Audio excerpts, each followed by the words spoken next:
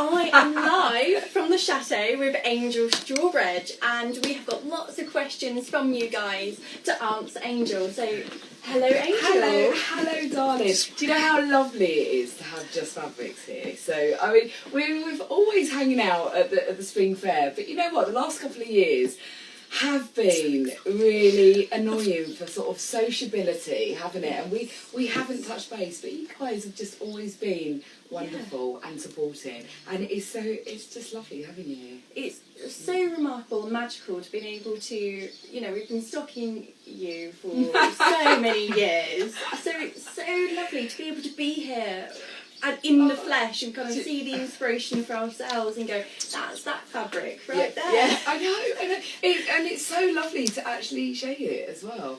Yeah. Thanks for coming. Thank you for inviting me. Thanks for coming. Can I come back, please? Yes. Yeah, your skill set's good. I'm only kidding. So we've got lots of questions. Okay, so we should stop talking and get on.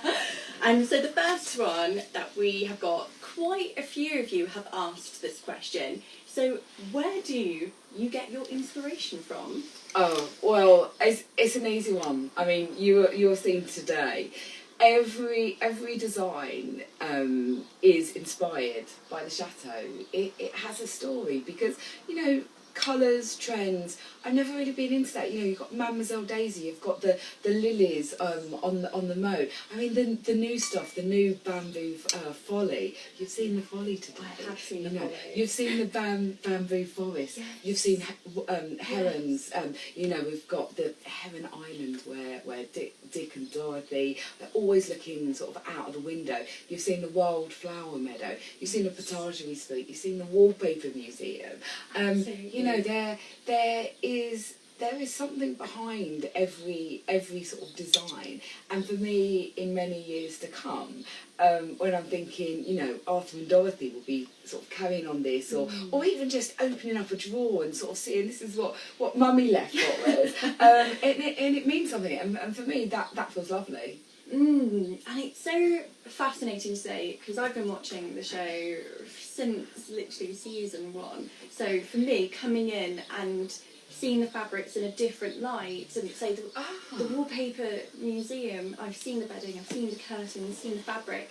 It's quite something going into the room and seeing it for yourself. It's so breathtaking, and it's fabulous that you've been able to take that history and then create this beautiful fabric with it. It's hard. I think it's hard to sort of you take that story and put it into something, but seeing it, the texture, sort of the feeling, even the fact that it is a turret and it has that, you know, the curved things have a magic all of themselves, don't they? So I'm glad you like that, because still after all of these years, I go in there and I sort of takes my breath away, you know. Even when we drive round the corner of the Chateau, we still pinch ourselves. Absolutely, and I do love a turret, so that's one of my favourite rooms, that and the library. It was on the list, must have a turret. Now, we have also had the question of, will you ever, or would you ever, make a design on your amazing collection of kimonos? Oh yeah, definitely. I just not at the time. No, I mean, you know, I used to always be into wiggle dresses. Great. I had a couple of kids. No, that was never going to happen again. And kimonos are always something that are very they're forgiving. Yes. So I would. I just genuinely, you know, it's sort of a bite of an elephant. What's it? Take a bite of an elephant at a time. So the answer is yes. But haven't got it sorted yet. I'm very excited to see if I could get any of your fabrics in a kimono. What would you have? Oh, I love the potagerie. That's always been my favourite. In linen. Okay, but in a kimono. In a kimono. I just have to think about that. Yeah, because I was thinking maybe wildflowers or the Norvo. Yeah, exactly. That'd be very quite busy. Or I was thinking Mademoiselle Daisy. You know, we should get a couple of these up, because in a crepe material, I think, because it needs to be able to like hang off you. You know, if you're going to, if you have got a figure with curves, you want that sort of, you know, the material to drape. Yes. Not be kind of crunched up. Yeah, absolutely. Making you look bigger than you are. So that's your next task. Thank you. Now, we've seen a few collections Mm-hmm. coming out. Out of all of them, what has been your personal favourite design? Oh, I hate doing this. It's like choosing your favourite child, isn't it? Am I allowed to sit on the fence and go, I love them all for different reasons? Am I? They No. are all so different. Yeah, they are. Everyone- I think so. Okay, can I choose from two at the moment? Yeah, choose from because two. I do love them all for different reasons. You know, the wallpaper. Oh, I'm going to choose from four. Wallpaper museum because you can't sort of that. Oh fuck! There is a building flying around. And that is what happens in the countryside. Please go out. Just smile and wave. Hey, bye. So Wallpaper Museum, you can't write the history of that. The Potagerie because it was a love token to dig, but also the kids collection. I mean, it's a collection that is very close to my heart because obviously I did it for the kids, and still managed to get like little details like the Harlequin, sort of the Wallpaper Museum, sort of on the clowns, and I love it, and it's got the Chateau in. But I'm not really answering your question. I'm just talking about sort of my top 10, I think. But also the new sort of bamboo sort of folly. That's quite special, just because I love bamboo, always have, and we've got that, and it's one of the sort of the things that we're working on this year. So I'm quite into that at the moment as well. Absolutely love the new bamboo heron. And the mural. The mural is just. How do you say it? It's a mural. Mural. I always call her completely it's wrong. I always say it wrong. Dick always said that's a lady's name. It's so breathtaking, and you just walk into that room and it's Boom. right Yeah. there, and it's beautiful. And Thank you look at it and you can see everything where you've got your inspiration from the bamboo forest, from the beautiful herons, and it's just. Oh, thank you, darling. It's lovely. I know. So what's your favourite design? Oh no, you said Potagerie. Yeah, Potagerie, I'm sorry. No, it's okay. And another question that we've had quite a lot was it important for you to make your range affordable for everybody? Yes. Yeah, because we are we're not the cheapest, but we are most definitely not the most expensive. And I think being sort of an indie, self-employed person, sort of most of my life, still am today. It's important. You want to create something that no one can afford. It needs to be accessible. So I think with the sort of the wallpaper kind of being around sort of 30 quid, it's not your £10-12, but it's not your 85, your 150. And I think sort of where we sit for us is the right place. It must be magical thinking that you've gone here, you're renovating, you're still renovating. And Yeah, as you can see, and I always get got the question, have you finished? No. a forever project. But it must be so magical to think that there's a piece of the chateau in people's homes around the world. And actually, sorry, around the world as well is something that has just been unbelievable. The show's in 44 countries, and it's something that we never set out to do. And when you think about it, it kind of blows your mind a little bit. So, Absolutely. but we're quite busy, so we don't have enough time to sort of like reflect. And every now and again, Dick will say, he'll go like that. I'm proud of you. And I always cry whenever he does it, just because you're always so busy, like doing things, signing things, getting things done. And also this year, because last couple of years we've been doing some really really grubby jobs. Because why not? We might as well got them done. This year, this is the year of the celebration, and we're back in the thick of everything. So there's a lot of parallel activity this year, which has meant that we've got less time. It's all fine. But it must just be so, I don't know, just Overwhelming. Yes, yeah. Just walking around and going, gosh, I remember when that, wasn't there, and there's a lift now in the house. Although this is quite important. This is why I like to try and keep the history. Very easy to forget. Yeah. It's just like, you know, having your legs waxed, having a child. You sort of, you know, it's a little bit painful, but then look at the loveliness at the end. I don't think we could actually compare those two, but it is absolutely gorgeous what you've done with the Chateau. Yeah. Do you have a favourite area of the Chateau? Well, I do like our Strawbridge suite, obviously, because we spend a lot of lovely time. The kids' room, we've got our Janet and John bathroom, and we've got our space. But I still, it's hard. Am I allowed to sit on the fence again? I still like the honeymoon suite as well. But I think if you're asking Dick, he would definitely be like the kitchen areas. That's his thing. So I think we're probably different in that, because I'm more love the, you know, apart from, let's take our Strawbridge suite out of it, because we enjoy that, because we watch movies together and it's lovely. Yeah, but I spend a lot more time in the suites, you know, diddling, doing things, repairing, etc. And Dick, he spends more time in the kitchen. Must be lovely. Cooking for us all. It's hard. I just love how each bedroom has its own identity and still keeping with that history. That's important not to lose that. Absolutely.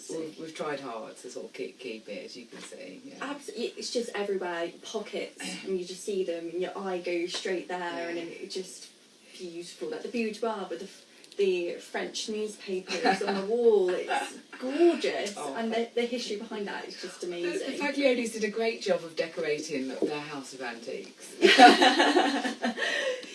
So just going back to fabrics, we do have a question about how long is your design process? So it can be anything from like a few months to 18 months. So with the wildflower, I couldn't get it right. Really? Yeah, and we went around and around and around, and when you thought you nearly got somewhere, it didn't work as a repeat. Of course. Because it's not easy, but first of all, you've always got to come up with that concept, and then you come up with those shapes and what have you. And sometimes a shape can be a really, really beautiful pattern, but it doesn't work well when it is repeated. So I think the wildflower was probably the longest at 18 months. That's interesting. And have you ever kind of in your head thought of an idea, sketched it, got down the design process and kind of going, that doesn't work? Or had to just rehash? Yeah, but all the time. Really? Yeah. I mean, but that is just everything, you know. So we'll start on something, and then you just it's including like DIY and rooms and absolutely everything, and you just tweak and tweak and tweak and tweak and move things in the middle and change things and paint things and do things until you get it right. Yeah. So it's part of the process. I love your children's bedrooms with the mezzanine. I love that episode of seeing them being built up. And like, what an amazing idea! I would love that if I was a child. It's great fun actually being up there. The kids love it. It's like a sleepover every night. The big thing is it's bought us a couple of years because they're not quite ready to move out into it. You know, it's a big house, and by moving, because we had a lot of questions sort of saying, why have you done that? You've got a big house. But actually, as you can see, a lot of the rooms are suites. So if we move them somewhere, it would have to be quite far away. And it's kind of like moving the kids next door to another house. Yeah. So no, we're happy. We've got this couple of years now. The kids are happy. They've got enough space. It's not a lot of space, but it's nice because they're best friends. You know, there's 13 months between Arthur and Dorothy. No time at all. No time. And it is like 2 rooms in a room because they've got their own segregated zones, so it does work. Thanks for getting it. I got it. And going on to Arthur and Dorothy and Dick, how handy are they at sewing and kind of the fabric side? So let's take Arthur out of the equation, but he loves to cook with Dick. Dorothy, she loves to. So I've got Dorothy a number of machines, all the little sort of sewing machines around the place. But she's moved on to my sewing machine. So she's already done like by herself, like a cushion. Amazing. Yeah, she's good. I've tried to sort of get her to do a little bit of hand sewing. But the person, so I did actually tailoring. But this is quite ironic. Dick actually sews all of the buttons on in our house. Really? Just because I'm always quite busy. And he can't bear it. Like, he just... so in the army, they all learn how to sew. Yeah, of course. Yeah, and darn, and do all of that kind of stuff. Yeah. So Dick's got like a little sewing mate that he takes everywhere. So when we go on holiday, he takes his little, sewing pouch that he's had for a very, very long time, and he does all the buttons. That is amazing. Absolutely love that. And he can iron. Yeah, that's... You learn it in the army. That is amazing. In fact, I've always been quite anxious doing Dick shirts. Because there's a very sort of specific way of doing a shirt. Yeah, we have a rule in my house. My husband doesn't let me iron anything. He has to iron it because he has a certain way of ironing his shirts. Ironing is very, very specific. Very specific. Yeah. Did not know that was a thing until I met him. So he does the iron. Yeah, it is. My granddad was the same. It's interesting, isn't it? Yeah. But then you've got a beautiful design process. It's just, but I'm really happy with it. Now, it does feel slightly odd to ask this question, since it is so hot today and it is July.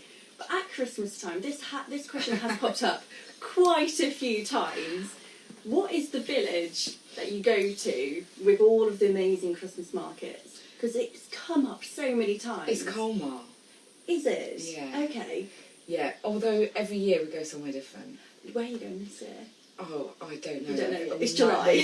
We may stay here. We've got quite a big Christmas special. But we have been to Rennes, which is beautiful. Yes. Have the big sort of like carousel. Angers. We've been to lots of little Christmas markets. Been to Laval. So we really, we try and go a little bit everywhere. But the one in last year's show was Colmar, and it's one of the most magicalist places for Christmas. Oh, it is. It's the Mecca. It's the Mecca. Yeah. Having watched the episode last year, I was like, I want to go. Yeah, you should really, so really. useful. I would recommend it. If you're going to go and do Christmas, do it in Colmar. Yeah, I'll add that to my list. Yeah.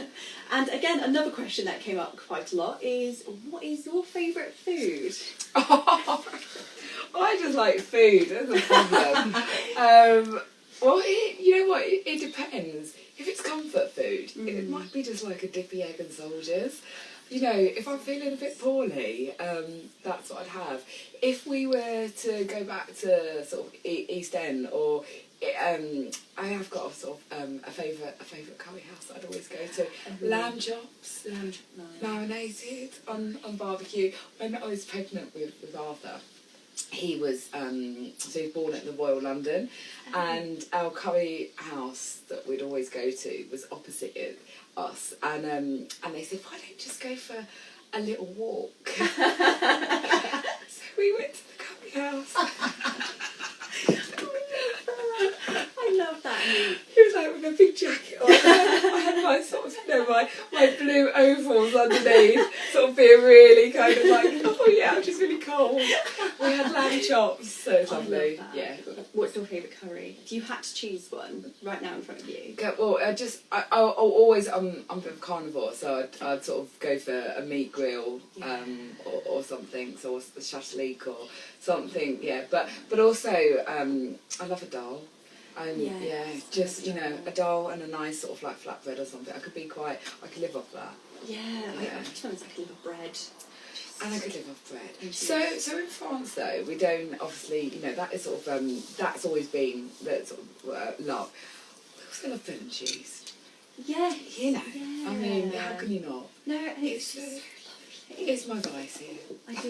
Yeah, I love France. Every time I go, I just end up eating so much cheese and so much bread, and just not looking at the scales for a very long time after. Look at the size of you, it's tiny. Absolutely love it, and loved Dick's camembert for lunch today. Oh great! Oh, I think so. It's not a camembert. It's not camembert. No, it's made at the end of the road, and it's a hot cheese. So it's a different consistency. So they do a camembert, and if you put it in the oven, it doesn't go as gooey. But this is a specific consistency that when you put it in the oven, it goes all like. I was thinking it was so delicious. Like, and Moorish, very Moorish. Down at the end of the road. That's I know where I'm going next time.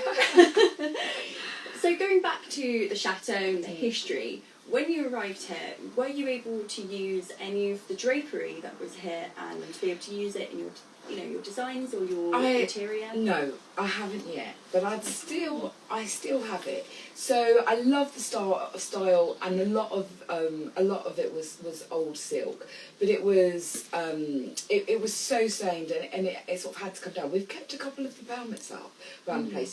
See in sort of the in the dining room. We've still got, and I love it. But for me, I feel like I'm just in a different place to that particular sort of style. So maybe at one point, you know how fashions and styles sort of evolve within yourself. Maybe I will.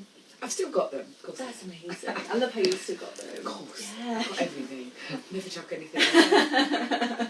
I'm guilty of that as well. Yeah. I might need it in the future. And actually you'll need it the day you chuck it out. Absolutely. And so since living here, what has been your favourite thing about living at the chateau? Having the space, I think, and for the children sort of growing up in within that space as well. You know, they having his workroom, me being able to have sort of like my dressoir. Arthur and Dorothy being able to sort of, explore. They've got their sheds and what have you, and the fact that for us, they understand like the garden and nature and flowers, and it's been very, very important to Dick, because he's sort of a countryman, but I've loved it. I've loved going on that journey with him. Absolutely, and it's what you've done with the garden is just astonishing. I just can't believe the transformation of the garden. It's all Dick. That's just Dick's vision. He would have bought the chateau for the garden. Just for the garden. I love that. Absolutely love it. And you can see the wildflowers popping up here, there, and it's amazing that you've been able to save some areas to nature and just let them go. Well, however they go, and I love that. Yeah, that was definitely planned. Honestly, it's just so stunning. You're taking a walk around the chateau. You just get the pure scale. It's big, and you have to let things run wild. You can't tame it. No, and it's really good that you haven't tried to do that, because actually it works with the aesthetic and. No, no, I think it does, and thank goodness that we didn't try to, because you'd need 3 or 4 full-time gardeners. You really would. It's just so beautiful, absolutely beautiful. And I have to say, when you walked through the doors this morning, I loved what you were wearing. It's just so beautiful.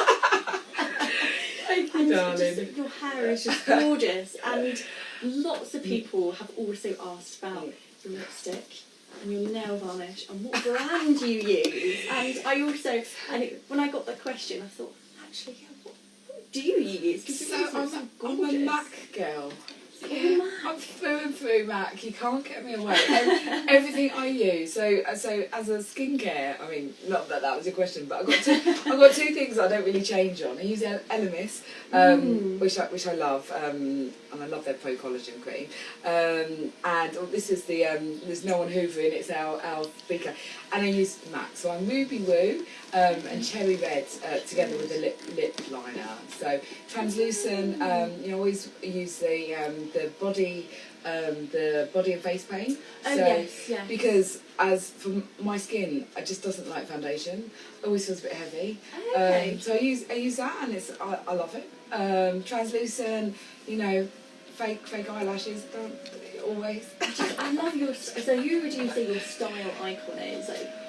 There's so many. It's such a hard question, isn't it? I don't know. Sort of all of the golden age sort of ladies, but you know what? I mean, there's always people asking me about eyebrows and what have you. People that were my style icons, and my nan and my grandma, and I've just got loads of pictures. I've got loads of them in my tea party books. They've all got the eyebrows, I've got a picture of my nan sort of down the road in East London, sort of like smoking sort of a cigarette out of one of these fabulous tubes, and I think there's nothing better than sort of being inspired, because I think that's because when I was younger, I loved the style as well, but I hadn't watched all the old movies in the same way, so therefore I think it probably was family. I love that, because my grandmother is from East End of London, and very similar, lots of photos of her looking so glam and fabulous. They're always pink girls, went to bed every night in pink girls, you know. I don't know how they did it. Completely overplucked their eyebrows. I don't know why I loved it, but I did. Yeah. Eyebrows, controversial subject. I absolutely love it, absolutely love it. And I love the 50s and 60s style, it's so beautiful. And it's lovely kind of walking through the house, and then there's little pockets of interior choices from that era as well that I love. Yeah, it's about being eclectic, isn't it? Because I like the Art Deco era for style, but I would never really dress up in it because it was never sort of flattering. But I think for me, and having my sort of like my side, the 50s was always loved that, but also loved the kitschiness of the 50s as well. So you know, and I think you look around, we've got Victorian stuff, we've got stuff from all eras. I think that's what makes it. If we like it, we buy it. You know, and you just Dick's always sort of saying buy once, cry once. And I think that's a sort of a big thing for us. We always try and buy something of quality. And if you buy something sometimes of an old era, you get that quality that you might not get today. Absolutely. And it was one of my favourite pockets of the house that I've seen today. I was going in the kitchen and saw a little singer. Is it a moped that's in the corner? I was like, I love that. What's the story behind that? It's Dorothy. Is that Dorothy? I want one. I love that. It's genius. Oh, I know. It's great having kids. You can buy them all sorts of things that you want. I just love that, and it was just so. It just suited the aesthetic. It was so the good. aesthetic. No, it actually works as well. Absolutely. And so, kind of going back to the chateau, kind of walking around for it. For you personally, what has been, or has there been, a hard moment for you throughout the whole journey? No. No. I like that. No. Do you know what?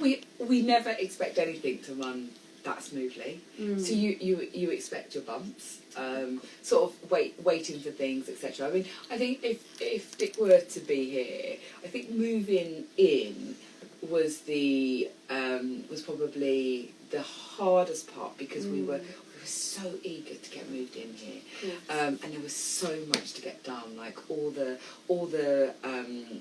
doors had to be stripped, and Dick had to get some sort of electrics and plumbing, and it felt overwhelming, because I was kind of like, can we move in yet? Can we move in yet? Can we move in yet? I was like, oh, are we there yet? Are we there yet? Are we there yet? And also because the kids were very, very young, you know, I was still nursing Dorothy, and I was sort of like, we was in the G, and I couldn't get in and get involved, and as much as I wanted to. So there was, it wasn't a frustration, but I wanted to be there and sort of it. So I think probably that was maybe the hardest time, but that's only because I was being impatient. So and then we just, you know, we are together. We always anticipated there would be, you know, ups and downs, but we always get on and with a smile, I think. And look what you've made today. It's just, you must walk around and go, wow. Wow. Yes, but I'm always walking around with a little mental list of little bits and pieces that need to be done. That is the truth.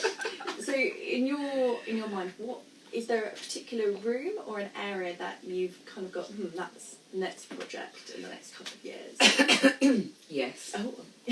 I've got to do the attic. This attic. I mean, it's full. It's fuller than a full, isn't it? Because everything has migrated up here, and it needs clearing out, and I'm going to do something with it this year. I don't know what. I think I'm gonna. Everyone's lofts you, and it's just a kind of temporary storage, and then it just ends up kind of you moved. Yeah. But it's a job that I and only I can do. Yeah. Because I need to go through. I mean, we've got a lot of stuff from our past up here, but also we have got so many things. We've got boxes of memories, you know, of kids' drawings, and I mean, you know, but so did the Baglioni's, and we've still got all of their stuff, all their school books and Oh, what have you. really? Yeah, it's lovely. You know, they didn't chuck it out because obviously, like us, they probably thought the house is going to be in their family for generations upon generations. So they kept all of that. It all went up in the attic, and we're the same. So there's a real sort of mixture of you know, Baglioni and Strawbridge up in our attic at the moment. That must be amazing, that moment when you're kind of flicking through and you go, this is 100 years apart of artwork. I know. And it's all children, and it's just going to be amazing. It's lovely. Do you know, I found Jack Baglioni, who we bought the house of. I found a pair of his pyjamas from when he was about 2 or 3 years old. He had written in there, like just sewn in, Jack Baglioni. So we washed them and pressed them, and I gave them. I don't think he kind of. I think I was a bit more emotional than he was. Like, I found your pyjamas. I absolutely love that. I would just. Oh, give them to your grandchildren. Yeah. Oh, that's amazing. I can't. Hopefully, that will be in the future where we can all have a look. Yeah. And see what you find. Don't worry. Absolutely. Yeah. Well, I probably need to have a little bit of a clear out. But you know, we may be filming another series this year. That is very big news. I can't wait. I cannot wait. And do you know what you're going to be doing with the attic? No. Well, I've got an idea, but you have to wait and see. Ooh, wait and see. I like that. So we've got probably time for 2 more questions. So another question that is actually coming from me, and a few other people have also asked this. Where did you learn your sewing and macrame skills from? Did you say sewing and macrame? Yeah. Okay, so sewing, my mum, and then I went to college. So I went for 2 years doing creative fashion in East London, and I did a year tailoring. Yeah, but I'm not the best sewer. I just sort of like get on with it. Pattern cutting, I'm absolutely crap at, just because I've got a bit of a dyslexic brain. But I can copy a pattern, but when I sort of try and do, you know, front, back, left, right, and macrame, just purely out of watching YouTubes. Really? Yeah, so I find it too fiddly to do. Oh really? No. I think if you're using sort of like the right mill, sort of cord, I find it so easy. So I've got a number of books that I can't read. Again, for the same problem that it's left over right, under over, you know, and it does my head in. But I can pretty much watch any video and sort of copy.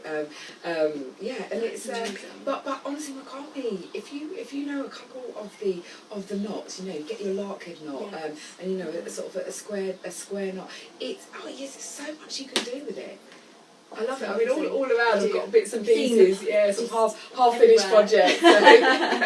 But I love it, and also, you know, I love doing it with the kids as well. I mean, you can make things just by simply knotting, you know, an under and an over knot, and it's just, you know, and then there's something. We I think where was we? Was it Birmingham? Was you there?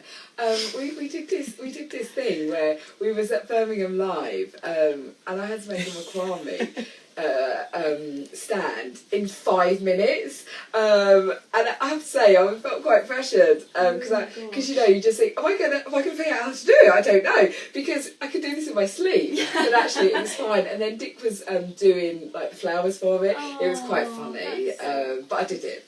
I would have just gone, nope, can't do it. I could probably do it without the pressure in a couple of minutes. Yeah, just one with knots.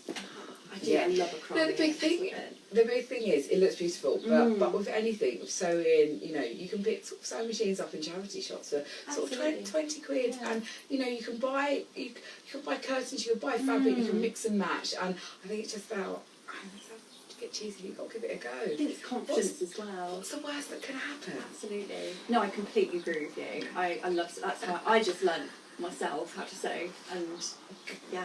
What is the worst that can happen? Keep your fingers away. Keep your fingers away. Yeah. So we are just about to finish. Now, we have had it confirmed there's going to be another season, and I'm very, very excited. Are you allowed to say when it's going to be? Well, you know, end of year. End of year. End of year.